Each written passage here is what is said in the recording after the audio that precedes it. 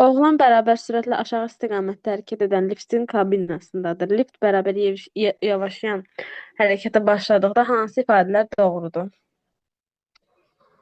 Burada mən lift bərabər sürətlə aşağı istiqamətdədir deyir.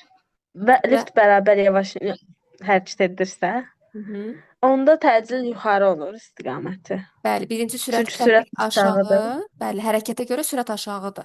Amma yavaşayan olduğu üçün təcil yuxarıdır. Təcil yuxarı olanda necə olurdu? Dayağa göstərilən təzyiq artır. Yəni F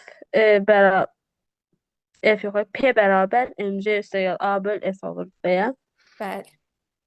P artdı. təzyiq artır.